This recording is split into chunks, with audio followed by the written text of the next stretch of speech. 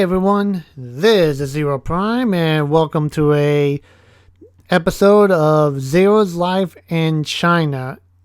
And this is episode number 3. Yeah, number 3. And on this episode I figured that I would be talking about my interesting experience within the year 2020. And of course, for the video background, I decided to use some of the videos I saved that I found on my Chinese phone that I got near the end of 2020 with an app called Cruise Show. It's kind of like a another version of a TikTok video app. So basically, while I'm giving my opinions about 2020 being here in Beijing, enjoy the video backgrounds that you'll see. So, in any case, just to give a long story short, I arrived in Beijing, China on October 3rd, 2019, and that was rather an interesting a day and a half trip coming from where I lived all the way to Beijing. And basically, it was rather an interesting trip, and also it was rather interesting seeing Beijing for the first time when I came in during the late afternoon. And of course, it took a bit of time it didn't take much time, but luckily my apartment was ready for me on that arrival day, so I at least had a place to stay and didn't have to stay at the hotel. And basically during the next 2 weeks, I started my training at the center at my training center that I was, going to teach English. And basically that's when I started teaching teaching English. And, things were fine for a while. Of course, I didn't really get a chance to explore out much of Beijing or even outside of it because, was still trying to budget my income and everything until, after the 2-month probation period. That's when I would get my full paycheck. And that was supposed that was happen after January of 2020. And everything was going well. And then come the Spring Festival of 2020, that's when I started to hear news about the outbreak in Wuhan happening for the COVID-19. And like I said, at first I didn't know exactly what was going on because it just started to spread out. There was a bit of worry, a bit of stress about that. And basically it was just, especially with work, given that I work with kids and everything, there was question about, how this was going to affect work and everything. And of course, in the beginning, they say, wait a few weeks, and then, we should be able to get back to work. Well, those few weeks turn into 7 to 8 months in total of no work, being in isolation in my apartment. And, yeah, that was a bit of an interesting experience, and I sarcastically say interesting. Because basically, while I didn't work during those, isolation months, I was still receiving a paycheck, but it wasn't really that much.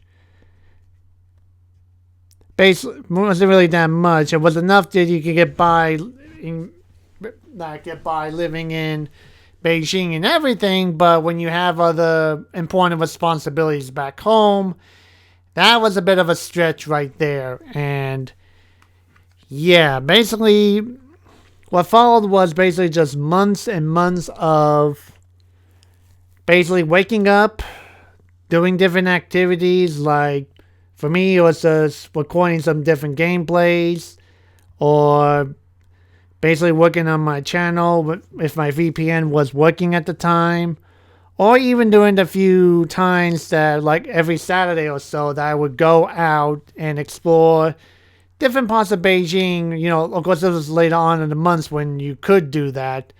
But in the beginning, it was a total isolation in your apartment, that you can't really go out unless you had to do some shopping or something important, basically. And I can remember the first time that, that I had to step out of the apartment to get someone to restock on the groceries and such, that it was a foggy morning and the streets were deserted, that there was like literally no one else around, and with the heavy fog, it just made it kind of creepy. That made me feel like that I stepped into a Chinese version of Silent Hill. That I was kind of expecting to hear like the emergency sirens, and everything around me started to rust and decay. Yeah, but in any case, that's what really followed in that experience. I mean, I could have made some video logs, but all they would have been is just, me just in my apartment going stir crazy, because literally it was just dealing with cabin fever almost. Not 100% cabin fever, but it was just enough of it that you can feel it. Because, like I said, all I did was just stay in my apartment, do different stuff to pass the time, made something to eat when I had to, and go to sleep, and just repeat it again and again and again. And of course, it was still a stressful time because, didn't know exactly how this was going to impact me, in a sense like, would I be sent home? Would I not have a job anymore? I have to go back home.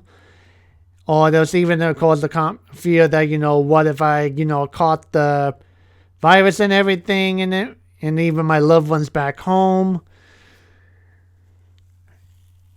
And all other stuff that was just really kind of emotionally and mentally stressful, while, it was stressful enough that when dealing with the isolation, that it was during this period that there were a few nights that I actually experienced sleep paralysis. And for those of you that don't know what that is, it's basically a moment when you sleep that you're awake, half of your mind is awake, but your other half of your mind is still asleep. So you're stuck in a stasis, or like in the middle, standing like on the edge of being asleep and awake at the same time. That basically you can open up your eyes, but you can't move your body at all. And what they also say about seeing the sleep paralysis demons, yeah, that one was just hello nightmare fuel. That the stuff I can tell you of what I see in that state, there was stuff that you'll probably give Stephen King and some other well-known horror writers and movie directors some ideas for the next projects. So that was not fun, but like I said, it was dealing from beginning of February until the beginning of September, in which we got news that things were calm enough that we could go back to work in September, and luckily I was able to go back to work during September. So it wasn't a full year that I have had to deal with isolation and not having to work, but of course, because of the pandemic and everything, the original plan of me for just being there until September of 2020 and then going home, basically with the pandemic, that kind of forced me to stay another year, because I didn't want to go back home and say like, hey, I basically have 3 months of career experience at, teaching English to foreign students, and had to have like 8 months experience in my apartment doing nothing, basically. So, and then also, like I said, I never really got to experience or see much of Beijing, which is why this year at least I started to make vid-logs about it, because now I can at least go out and explore and see as much of it as I can, unlike I could not have done last year. So, but yeah, 2020, that was really a tough year. But luckily, since started working back in September and everything, and also moving to a new location and getting a roommate in the process with the company and everything, basically the sleep paralysis no longer happens anymore, and things are, starting to improve a lot. So bit by bit, things are getting better. So Of course, in the beginning, it didn't seem much so, but that's the important thing about holding on, basically, because, yeah, things are pretty crappy right now, but you don't know exactly how long that's going to last, and things can, improve over time from that point. So, of course, I still hope that, things continue on this way and there's no more lockdown and anything, so just have to wait and see what happens. So, anyway, I just want to give like a short little thoughts and opinions about my experience here in Beijing with the lockdown and everything, and when the virus first still happened. So if there's any questions, you can leave them down below in the comments and I'll be able to answer them right there and then. So in any case, guys, thanks for watching this vidlog, and as usual, leave a comment below, subscribe for more video update, share this on your Facebook, Twitter, Tumblr, and all other social medias. And don't forget to hit the like button to help out the channel and to turn on the notification bell to stay up to date on my channel. And if you guys want to help me out in some shape or form, I have a Patreon account down below. And as usual, guys, thank you for watching and have a pleasant day. Bye-bye.